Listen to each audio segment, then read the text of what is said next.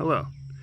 I am sitting here with my lovely kettlebells. These are my 60-pound kettlebells. There I have my 40-pound kettlebells, but right here I got my 60s, and I've sort of got this imaginary lane set up. 40s down there, 60s here, and the end of the yard down there, the other end of things. So I've got them set up this way for a reason. God, I hate it when cars come by. I always get like embarrassed for some reason. So down here by the 40 is where I'll probably start.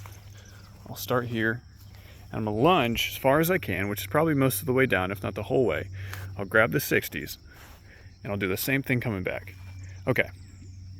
Important note, when I can't lunge anymore, I farmer's carry the rest of the way. The grip should be fine. My grip needs pretty intense work anyway, so I'll program that in there. So you farmer's carry the rest of the way. You grab those. If you need to rest for your grip or whatever, you can. But grab these as fast as you can, really, and do the same thing back. Lunge until you can't anymore, which for the 60s, I'll probably get 3 or 4 good steps with each leg in, and then I'll farmer's carry the rest of the way. And then I'll run down to like that tree right there, and then jog back and do the same thing. Now the 40s will be over here. That's okay. I just run over there. I start with the 40s, back into the 60s, and then you rinse and repeat really for as much as you can. You could do an AMRAP for as many rounds as possible. Within a certain time limit, you can have a round limit, to say, okay, we'll do this 3 times, or we'll do this 4 times, and then you stop. That's why I like dynamic workouts like this, because you really can do whatever you want. It's not like, hey, 8x10, or not 8x10, but like we're gonna do 3x8 for this movement, and then we'll do 5x5 for the next. You just kind of go until you can't, or whatever else you're going for. And that's what I like in practical work like this, because if you've ever had to like do something under tension that involves a lot of heavy lifting, and it's like out in the wild and suddenly you've got to pick something up in movement, hardly ever do you feel like you do when you're in a very controlled environment.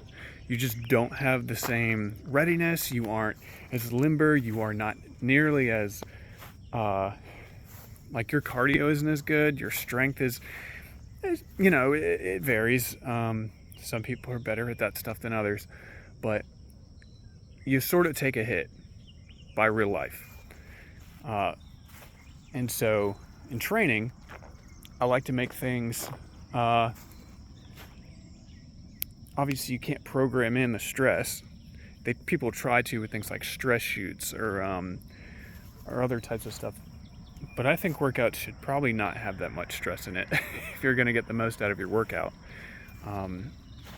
Life provides the stress. But anyway, do this, and we'll see what it's like. I'm going to set my phone up like right over there. We'll actually be able to catch it. Put a water bottle and see if I can't prop my phone up here. So anyway, that little spiel was just some of the reasoning as to why I like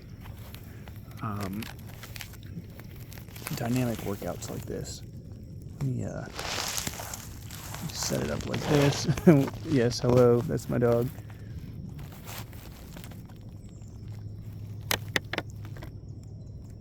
I guess that's good. I hope this doesn't fall over. And will it stay focused there? Yes. All right, I've already stretched. I've already warmed up.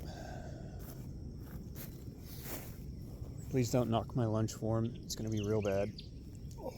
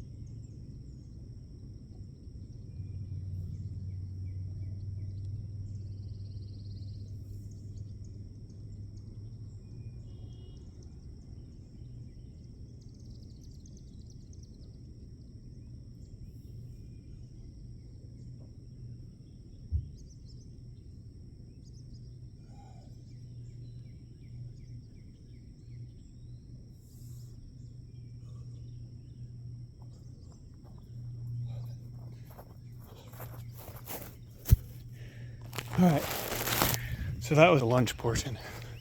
You probably saw how bad those 60s were. Eric is here.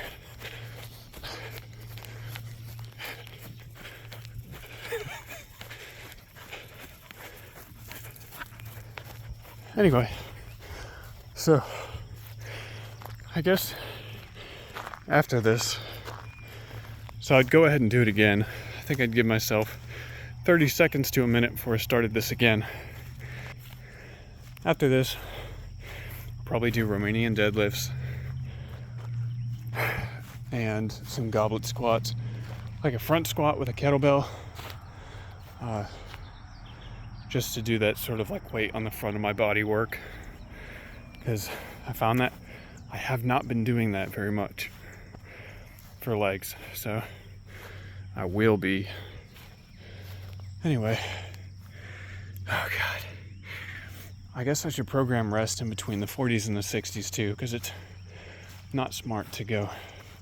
I mean, because if I'm at failure on lunges with the 40s, you know, hypothetically, why would I go straight into the 60s? So it doesn't really make sense. Also, the importance of testing your dynamic workouts before you actually go like do it for other people. You should test it yourself.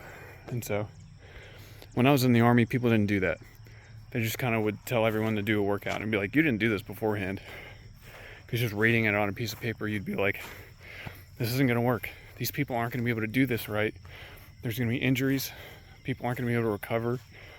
And that's what happened. So, chicken nuggets.